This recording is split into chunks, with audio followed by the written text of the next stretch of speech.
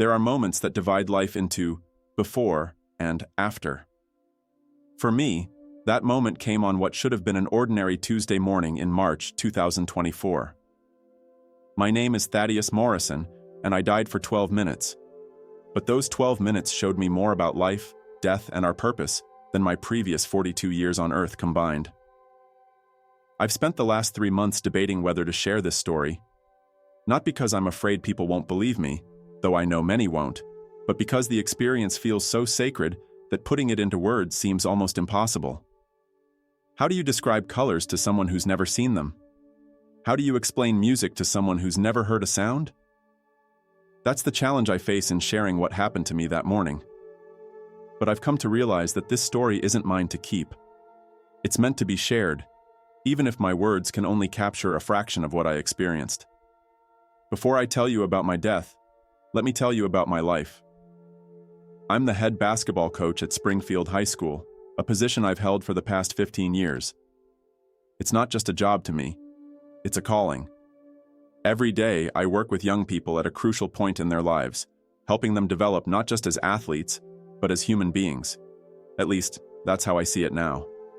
Before my experience, I might have said something similar, but I wouldn't have understood the true depth of what it meant.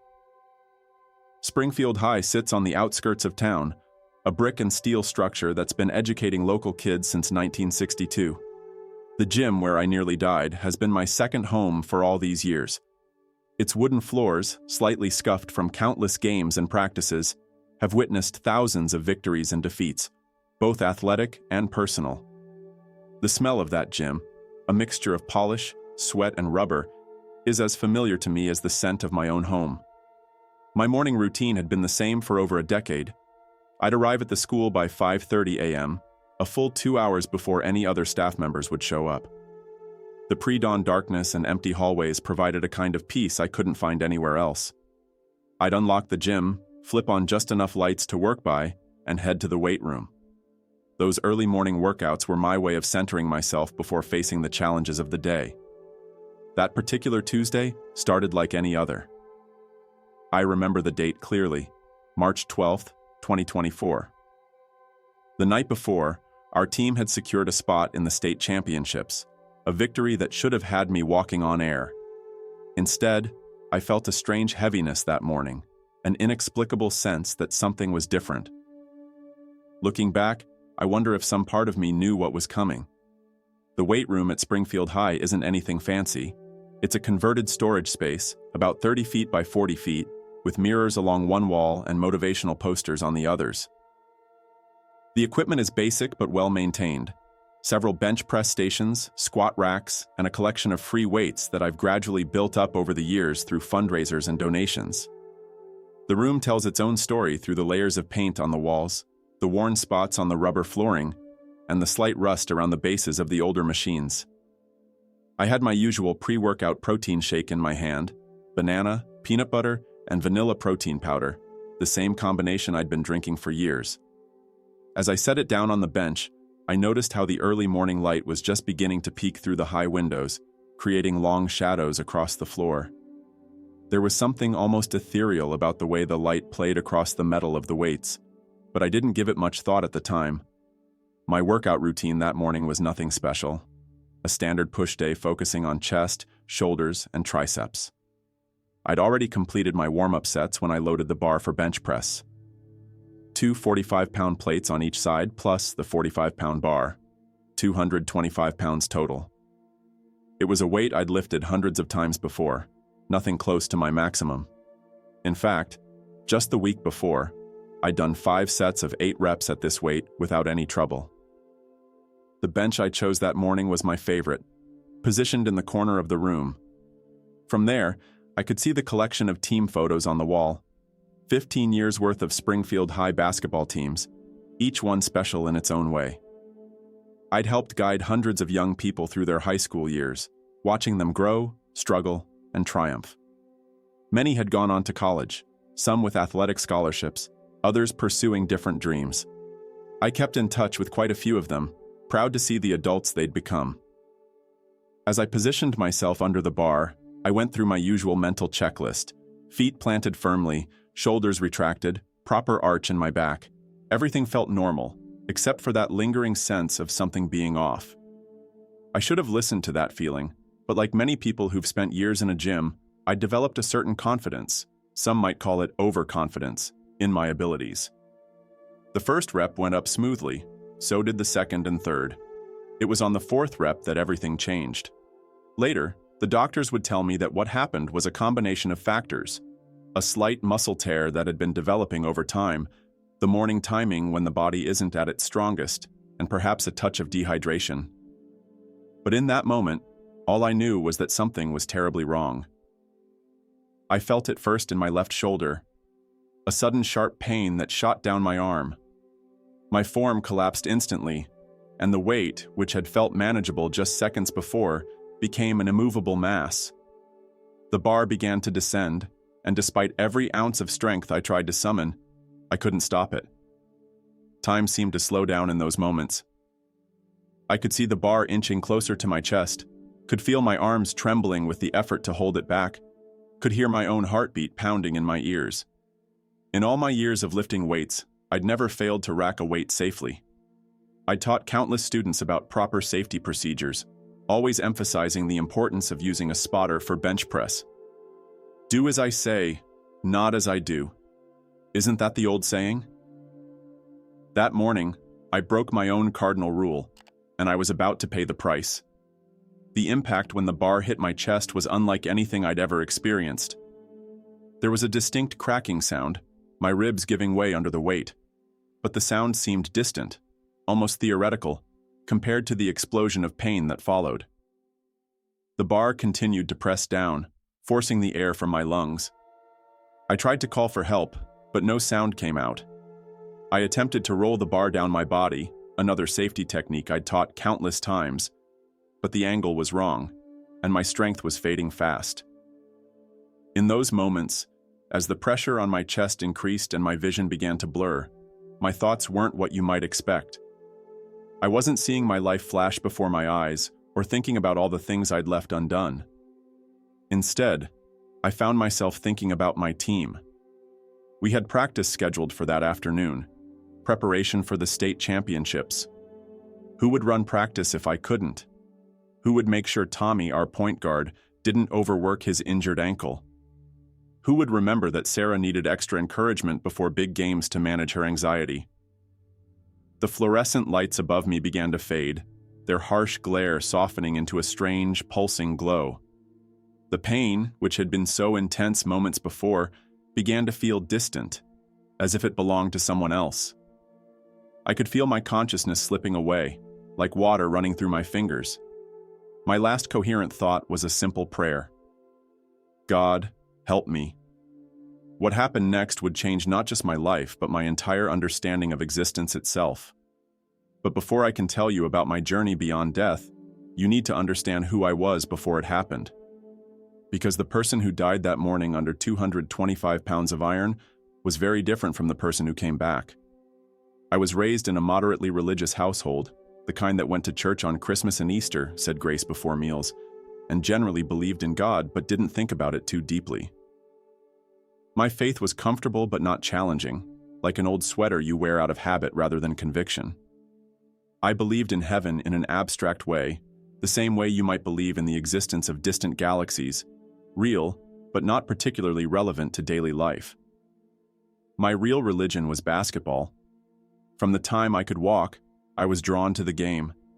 The rhythm of the bounce, the swish of the net, the squeak of sneakers on hardwood, these were my sacred sounds.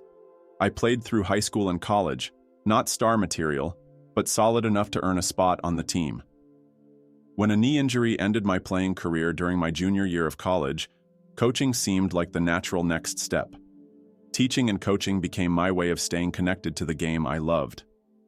Over the years, I developed a reputation as a tough but fair coach who got results. My teams might not have won every game, but they always played with heart and discipline. I took pride in running a program that focused on character development as much as athletic achievement. But if I'm being honest, and this experience has taught me the importance of complete honesty, I was more focused on winning than I sometimes admitted. I told my players that character mattered more than victory, but did I really believe it? Did my actions match my words when I benched a kid for missing shots, but let my star player's attitude problem slide? Everything felt normal, except for that lingering sense of something being off. I should have listened to that feeling, but like many people who've spent years in a gym, I'd developed a certain confidence, some might call it overconfidence, in my abilities. The first rep went up smoothly. So did the second and third. It was on the fourth rep that everything changed. Later, the doctors would tell me that what happened was a combination of factors: a slight muscle tear that had been developing over time, the morning timing when the body isn't at its strongest, and perhaps a touch of dehydration. But in that moment, all I knew was that something was terribly wrong. I felt it first in my left shoulder, a sudden sharp pain that shot down my arm. My form collapsed instantly, and the weight, which had felt manageable just seconds before, became an immovable mass. The bar began to descend, and despite every ounce of strength I tried to summon, I couldn't stop it. Time seemed to slow down in those moments. I could see the bar inching closer to my chest, could feel my arms trembling with the effort to hold it back, could hear my own heartbeat pounding in my ears. In all my years of lifting weights, I'd never failed to rack a weight safely. I'd taught countless students about proper safety procedures, always emphasizing the importance of using a spotter for bench press. Do as I say, not as I do. Isn't that the old saying? That morning, I broke my own cardinal rule, and I was about to pay the price.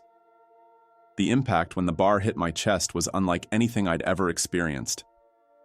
There was a distinct cracking sound, my ribs giving way under the weight. But the sound seemed distant, almost theoretical, compared to the explosion of pain that followed. The bar continued to press down, forcing the air from my lungs. I tried to call for help, but no sound came out. I attempted to roll the bar down my body, another safety technique I'd taught countless times, but the angle was wrong, and my strength was fading fast. In those moments, as the pressure on my chest increased and my vision began to blur, my thoughts weren't what you might expect. I wasn't seeing my life flash before my eyes, or thinking about all the things I'd left undone. Instead, I found myself thinking about my team.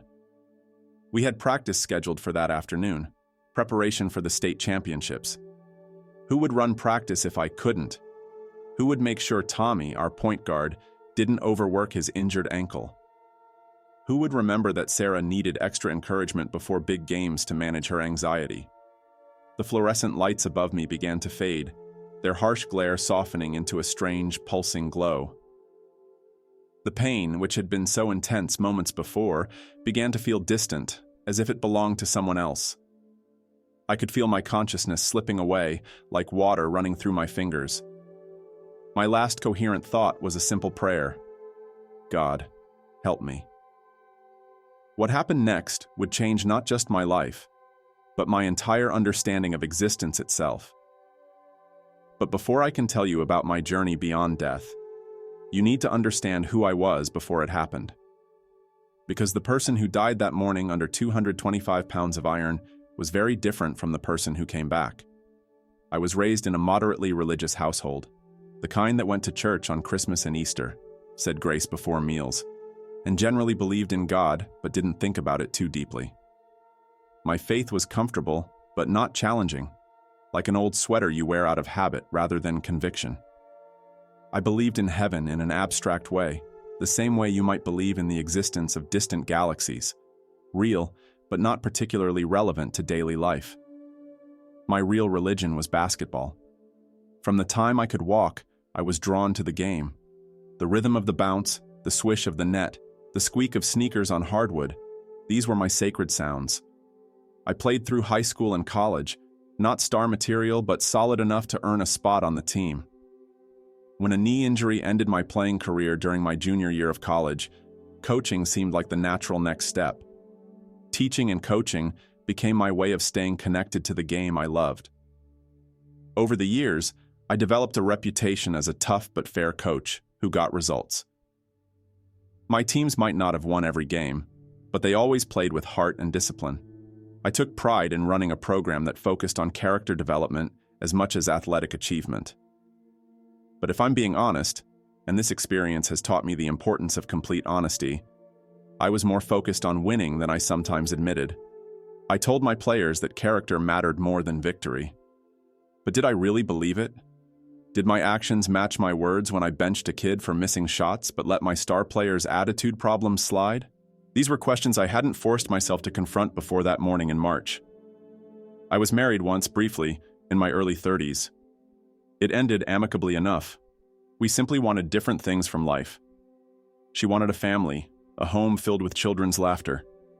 I wanted to pour everything I had into my team, into building a program that would be my legacy. We parted as friends, and she's now happily married with 3 kids. I got occasional Christmas cards from them, which I'd look at briefly before adding them to the pile of team photos and newspaper clippings in my desk drawer. My life wasn't unhappy, far from it. I had purpose, respect in the community, and the satisfaction of knowing I was making a difference in young people's lives. But there was always something missing, a hollow space I couldn't quite identify. I filled it with work, with workouts, with the endless details of running a successful basketball program. If anyone had asked me if I was fulfilled, I would have said yes without hesitation. But that was before I understood what fulfillment truly meant. The morning of March 12th found me at a crossroads, though I didn't know it at the time. Our team was heading to the state championships, something I'd been working toward for 15 years. It should have been the culmination of everything I'd built, the validation of all my choices. Instead, I felt that strange heaviness, that sense of something more waiting just beyond my understanding. As I lay there in the weight room, my consciousness fading, I was just Coach Morrison, dedicated, successful, respected, but ultimately limited by my own understanding of what life was about. I thought I knew who I was and what my purpose was. I thought I understood what mattered in life. I was wrong about all of it. What happened next would show me that everything I thought I knew about life, death, purpose, and reality itself was just the tiniest fraction of a much larger truth. The person who died that morning was living in a box while thinking he had the whole universe figured out. The person who came back, well, that's the story I'm about to tell you. The transition from life to death wasn't what I expected. There was no tunnel of light, no sensation of floating upward, at least not at first. Instead, it was like someone had switched off gravity itself. One moment, I was pinned under the crushing weight of the barbell, and the next, I felt absolutely weightless. The pain that had been consuming my entire existence simply vanished, as if it had never been there at all. I found myself looking down at my own body, still trapped under the barbell on the weight bench. The scene was surreal, like watching a movie where you suddenly recognize yourself as an extra in the background. My first thought wasn't fear or confusion, but rather a strange sort of professional concern. Someone's going to have to wipe down that bench when this is over. It's funny how the mind clings to ordinary thoughts in extraordinary moments. The fluorescent lights in the weight room had taken on a different quality. Rather than their usual harsh artificial glare, they seemed to pulse with an inner life of their own. Each tube appeared to be filled with liquid light that flowed and ebbed like tide pools at dawn. I was fascinated by this detail, and as I focused on it, my perception began to shift dramatically. The physical space of the weight room started to dissolve around me, not in a frightening way, but like a watercolor painting left in the rain, colors bleeding into one another until the original image becomes something entirely new. The solid walls became transparent, then translucent, then simply ceased to exist as I had known them. What replaced them was something I still struggle to describe in human language. Imagine being able to see in all directions simultaneously, not just with your eyes, but with your entire being. Imagine that every point of awareness is also a point of connection to everything else that exists. That's the closest I can come to describing what I experienced next. The limited three-dimensional space of the weight room expanded into what I can only call infinite dimensionality. In this state, I became aware of what I can only describe as the underlying fabric of reality. It wasn't empty space as we typically think of it, but rather an intricate web of interconnected energy and consciousness. Every point contained within itself the potential for entire universes, and each connection hummed with its own unique frequency of meaning and purpose. It was in this space that I first became aware of his presence. I say became aware because I somehow knew he had been there all along. I just hadn't had the capacity to perceive him until that moment. Jesus Christ stood before me, though stood and before are inadequate words for what I experienced. His presence was simultaneously everywhere and specifically focused on me, like how the sun fills an entire room but can also concentrate its warmth on a single spot. His appearance wasn't what centuries of religious art had led me to expect. He wasn't the pale, solemn figure from stained glass windows, nor was he the stern judge I might have imagined. The being I encountered embodied pure love and understanding in a form that somehow managed to be both personal and universal. His eyes, if you could call them eyes, held within them every moment of cosmic history and every possible future, yet they looked at me with the focused attention of a parent watching their child take their first steps. "Thaddeus," he communicated, though not through words as we know them. It was more like his consciousness gently merged with mine, allowing understanding to flow naturally between us. In that moment of connection, I felt completely known, not just my actions and thoughts, but the entirety of my being, including parts of myself I hadn't even been aware of. What's remarkable is that this complete knowing came with complete acceptance. Every mistake I'd ever made, every unkind thought, every moment of weakness, all were seen and understood within the larger context of my soul's journey. There was no judgment, only a deep appreciation for the courage it takes to be human and to learn through the challenges of physical existence. "Are you ready to understand?" he asked, though again, these weren't words, but rather an invitation to expand my awareness even further. Before I could form a response, the space around us transformed. The infinite dimensionality I had been experiencing organized itself into what I can best describe as a living library of souls. Imagine looking up at the night sky, but instead of stars, you see points of light that are individual souls. Each one pulsed with its own unique rhythm, its own signature frequency of consciousness. Some blazed brightly, while others flickered more softly. But each one was incredibly beautiful in its own way. What struck me most was how each soul, regardless of its current state, contained within it the potential for infinite growth and development. Jesus began to show me how these souls were all connected through what looked like threads of living light. These weren't simple connections, but rather complex relationships that evolved and changed over time. Each interaction between souls created new patterns in this cosmic web, sending ripples of influence far beyond the immediate connection. "This is what you truly are," he explained, directing my attention to one particular point of light that I somehow knew was me, not just my current self, but my eternal self. "You are not just the story you tell about yourself, not just the roles you play or the body you inhabit. You are this." And in that moment, I saw myself as an eternal being, participating in an ongoing journey of growth and understanding. The perspective expanded further, and I began to see how each soul's journey was part of a larger pattern. Earth, I came to understand, was something like a specialized learning environment, a place where souls could experience the unique conditions necessary for certain types of growth and development. The limitations of physical existence, time, space, uncertainty, and yes, even pain, were not punishments, but rather carefully designed parameters that allow for specific kinds of learning and growth.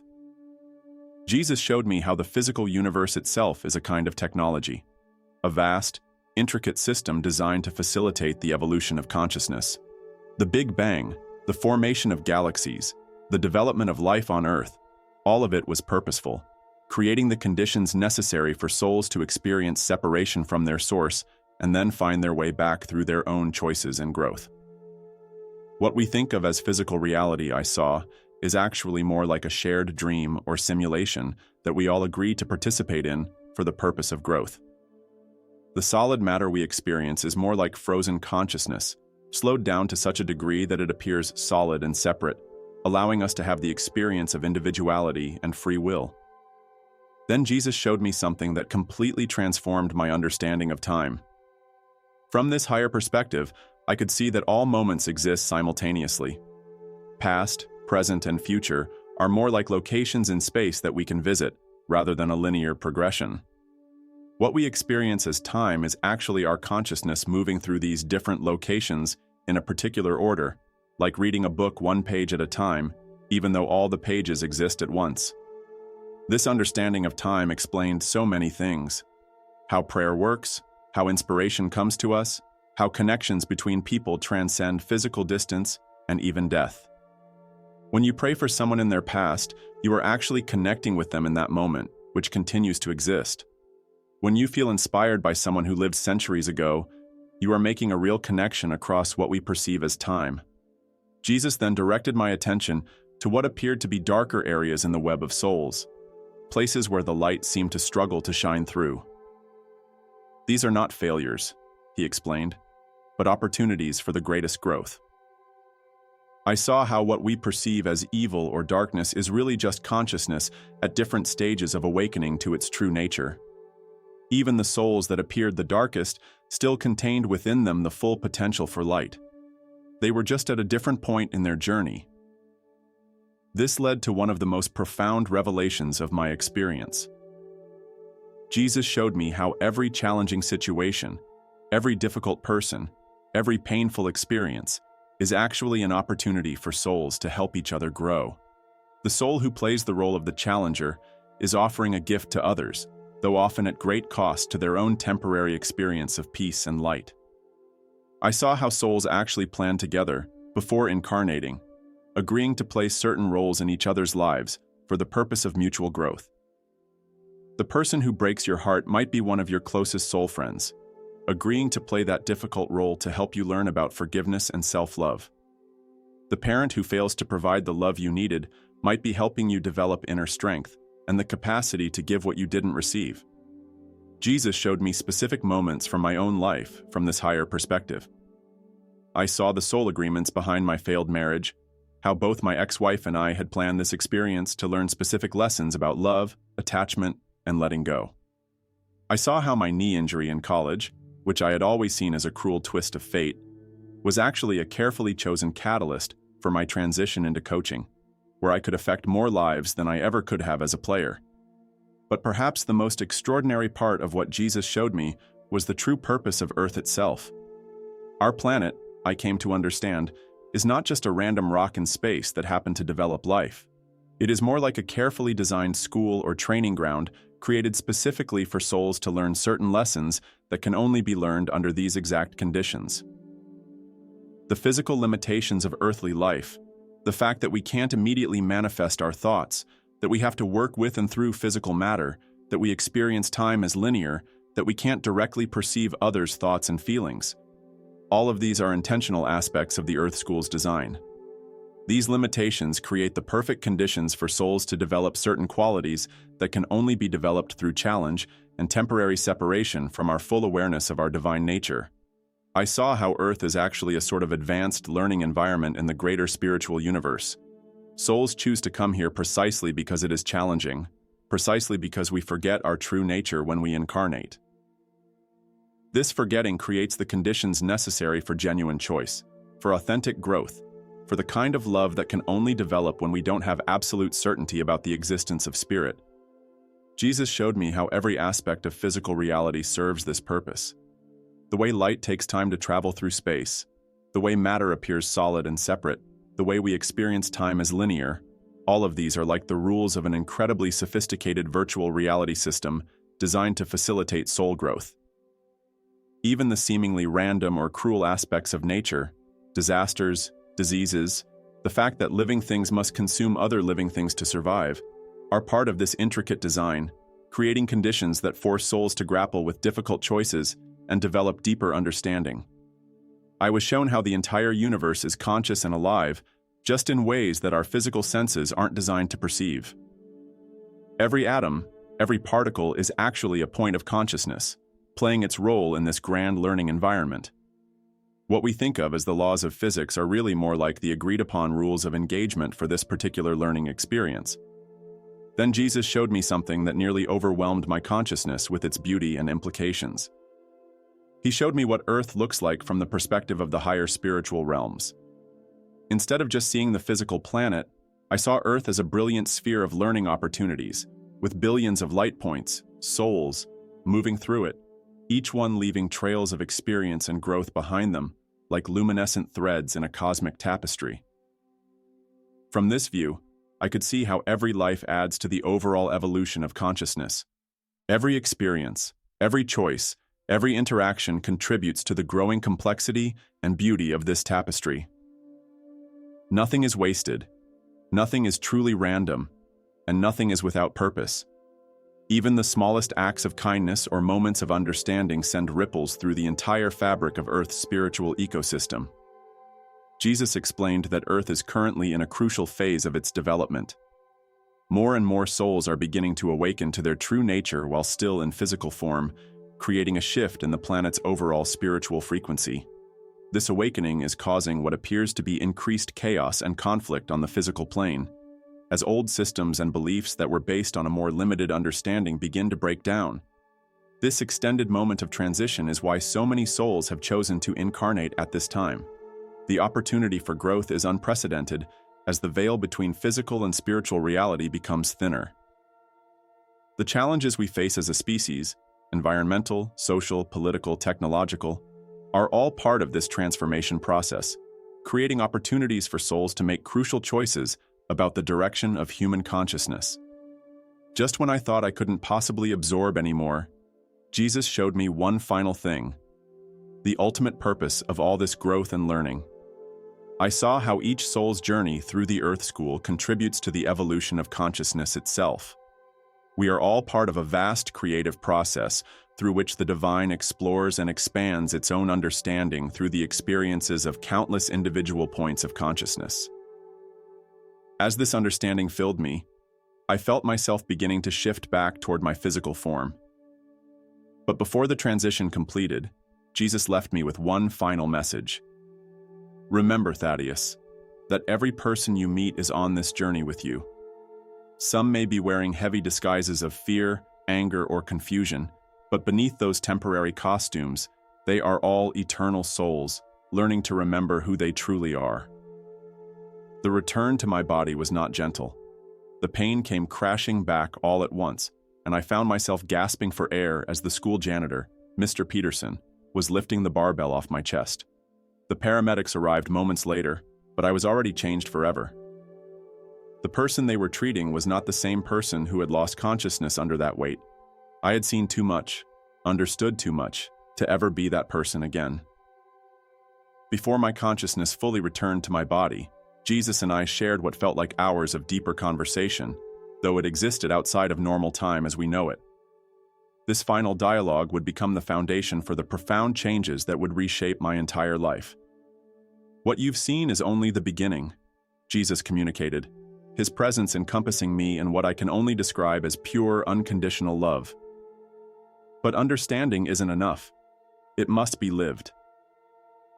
He then showed me a series of visions that would serve as guideposts for my journey ahead. In these visions, I saw myself through the eyes of others, my players, their parents, my fellow teachers, even the school janitor who would soon find my body. Each perspective revealed layers of impact I'd never fully appreciated, but also showed me countless missed opportunities for deeper connection and service. Your role as a coach, Jesus explained, is far more significant than you've realized. Each young person who comes into your life brings with them an entire universe of potential. Your true purpose isn't just to teach them basketball, it's to help them recognize their own divine nature, even if they never understand it in those terms. He showed me specific moments from my coaching career, but now I could see the spiritual dimensions I'd been blind to before. I saw Tommy, our point guard, not just as a talented athlete struggling with an ankle injury, but as a soul working through patterns of self-worth and trust. His injury wasn't just a physical setback, it was an opportunity for him to learn that his value wasn't dependent on his performance. Watch, Jesus instructed, and I saw how a single word of encouragement or criticism from me could create ripples that affected not just the student, but their family, their future children, and countless others they would interact with throughout their lives. The responsibility was enormous, but it came with an equally enormous opportunity for positive impact. Then Jesus showed me something that brought me to tears, if spirits can cry. He showed me the true impact of seemingly small moments of kindness I'd completely forgotten about. A brief conversation with a struggling freshman 5 years ago had prevented a suicide. A moment of tough love with a senior had broken a cycle of addiction that had plagued his family for generations. A simple smile and good morning to a cafeteria worker had given her the strength to leave an abusive relationship. "This is the power you hold," Jesus explained. "Not because you are special, but because everyone holds this power. Each interaction carries the potential for divine love to enter the world through your choices." But then he showed me the shadows, the times when fear, ego, or simple unawareness had caused me to miss opportunities for love. I saw how my drive for success had sometimes overshadowed my players' emotional needs. I saw how my fear of vulnerability had kept me from forming deeper connections with others. These weren't shown as condemnations, but as opportunities for growth and learning. "Your own struggles," Jesus continued, "are your greatest teachers. The weight that nearly killed your body today has been a physical manifestation of the emotional and spiritual weights you've been carrying. Your habit of lifting alone without a spotter reflects your larger pattern of trying to carry life's burdens without letting others in." In that moment, I understood that my near-death experience wasn't a random accident. It was a perfectly orchestrated opportunity for transformation.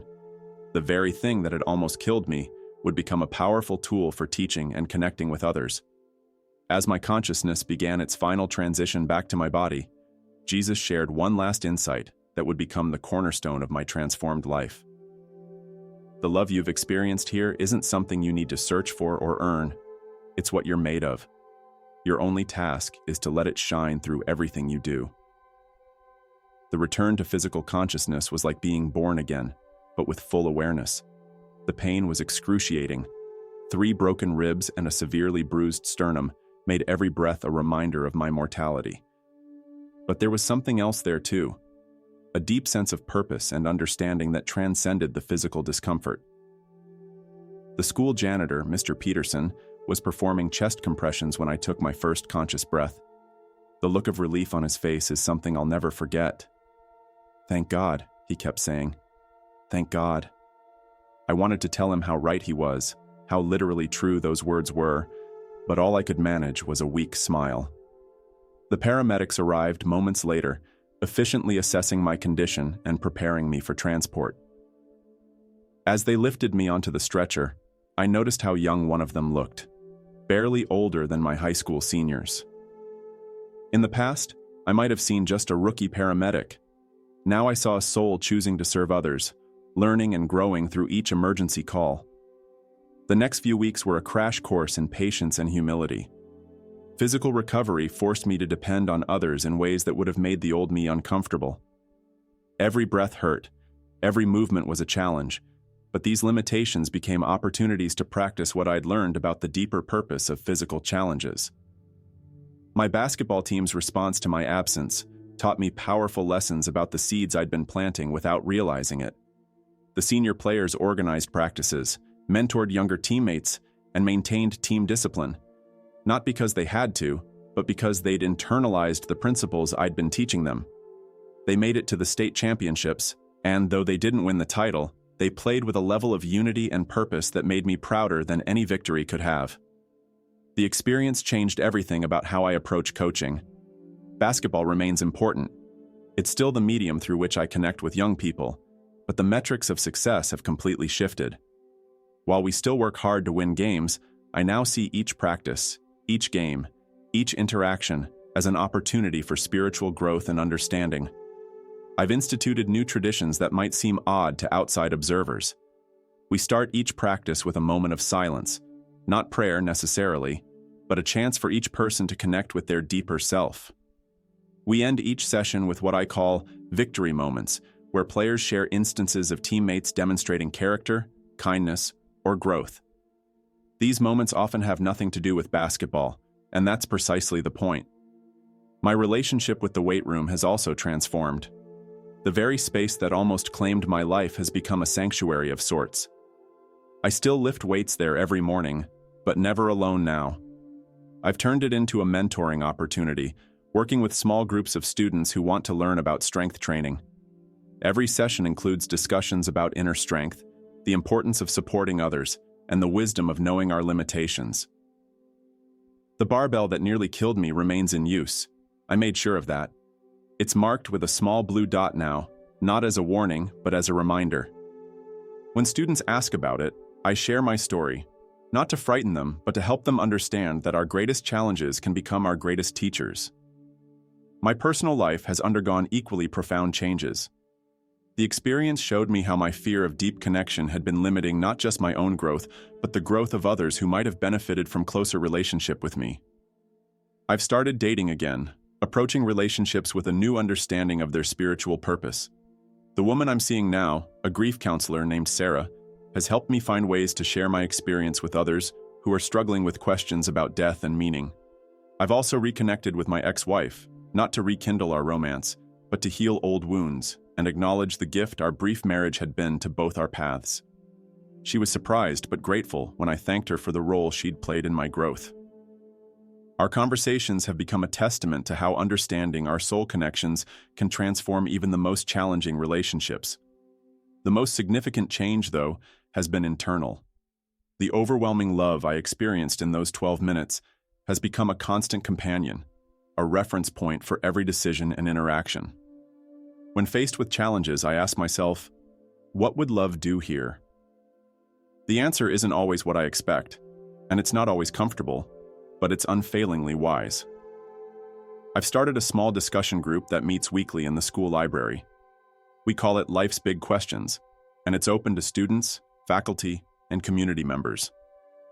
While I never push my experience on others, I create space for people to explore their own questions about life's purpose and meaning. The conversations that emerge are often profound, as people feel safe sharing their own glimpses of something greater than themselves. My relationship with time has fundamentally changed. Understanding that all moments exist simultaneously has helped me be more present in each one. I no longer rush through life as if racing towards some future achievement. Instead, I try to bring full awareness to each interaction, each conversation, each moment of coaching or teaching. The experience has also given me a new perspective on death. Not just my own mortality, but the whole concept of death has been transformed. When we lost a student to a car accident last year, I was able to support the school community from a place of deep understanding. While honoring the very real grief of loss, I could also share a perspective that helped others find hope and meaning in the midst of tragedy. I still have my struggles and challenges. The experience didn't make me perfect or remove all difficulties from my life. If anything, it made me more aware of the areas where I need to grow. But now I understand that these challenges aren't obstacles to overcome. They're opportunities for evolution, both for myself and for those I interact with.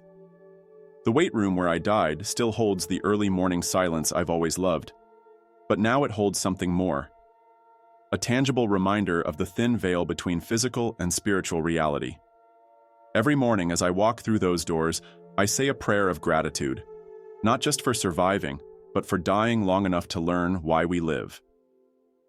To anyone reading this who might be struggling with questions about life's purpose or meaning, I want you to know something.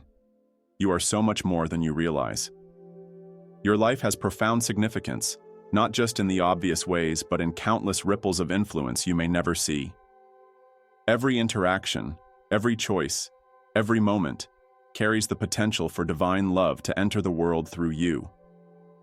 The greatest truth I learned in those 12 minutes beyond death was also the simplest. Love is not just an emotion or an action. It's the fundamental fabric of reality itself. Everything else, all our struggles, achievements, relationships, and challenges, are opportunities to remember and express this truth. As I write these words in my office, overlooking the basketball court where I've spent so much of my life, I can hear the squeak of sneakers and the bounce of balls as the afternoon practice begins. Each sound carries a reminder of the greater reality I witnessed, and while I may never be able to fully convey what I experienced in those 12 minutes, I can spend the rest of my life letting it shape how I live each moment I'm given. The wait that almost ended my life now serves as a daily reminder. Sometimes you have to die to truly understand why you live, and once you understand, you have to live it. One breath, one interaction, one moment at a time.